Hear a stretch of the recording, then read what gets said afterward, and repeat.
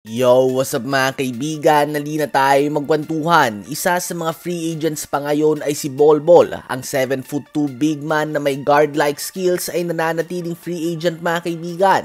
Subalit hindi tulad ito nila Jonathan Kuminga at Josh Giddey na free agent sila hanggang ngayon dahil hindi kayang tapatan ng mga team ang sahod na hinihingi nila.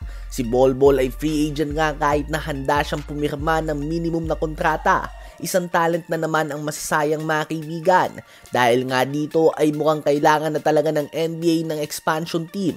Masyado ng maraming magaling na players ang nawawalan ng team kahit na deserving pa sila ng pwesto. Si Bol Bol ay nagtala ng 12.7 points and 5.8 rebounds per game as a starter last season. May mga games din kung saan nagtala siya ng solid numbers ng tulad na pinapakita ko sa inyo ngayon. Ganun pa man ay hindi nga nagiging consistent ang kanyang minuto. Posible bang kulang ito sa basketball IQ? Hindi nakikitahan ng sipag sa ensayo o sadyang hindi lang siya nagugustuhan ng kanyang mga coach? Dahil kung papanoorin mo lang nga siya ay easily masasabi mo na kaya niyang gawin ang mga bagay na ginagawa ni Wemby kung mabibigyan siya ng pagkakataon.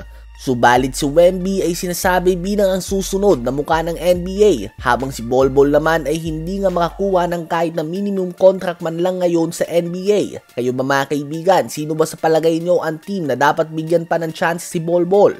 Ngayon ay tumungo naman tayo sa Milwaukee Bucks. Ang Eastern Conference ngayon ay wide open dahil sa Achilles injury ni Jason Tatum at Tyrese Haliburton. Ang last two East champions nga ay hindi inaasahan na makakabalik sa Eastern Conference Finals sa susunod na NBA season. Kaya naman ang East ngayon ay wide open. Ibig sabihin ay walang clear favorites. Pwedeng Cleveland Cavaliers, Orlando Magic, Detroit Pistons, Miami Heat o kung ano pa man. Ang easy bet nga ay ang Cavs dahil sila nga ang number 1 seed last season at nadagdagan pa sila ng Lonzo Ball. Subalit kinakapos sila palagi tuwing playoffs. Ganun pa man ay pagkakataon din nga ito ng Bucks na gumawa ng malalim na playoff run kahit na hindi ganun kalakas ang kanilang lineup ngayon kung ikukumpara natin ito sa iba. Subalit isang bagay ang tiyak. Hindi sila pwedeng magkaroon ng isa na namang first round exit o kaya naman makamiss ng playoffs dahil malamang ay last chance na nga nila ito upang mapanatili na masaya si Giannis Antetokounmpo. Dahil ang daming team nga nakaabang sa two-time MVP sa mga susunod na free agency at kapag umalis si Giannis ay kawawa ang Bucks dahil sa stock sila sa malaking kontrata nila Miles Turner at Bobby Portis Jr. Pati na din sa 22.5 million na sahod nila kay Damian Lillard sa next 5 years. So hindi nga sila makakagawa ng rebuild kahit na umalis si Giannis dahil sa mga kontrata na ito.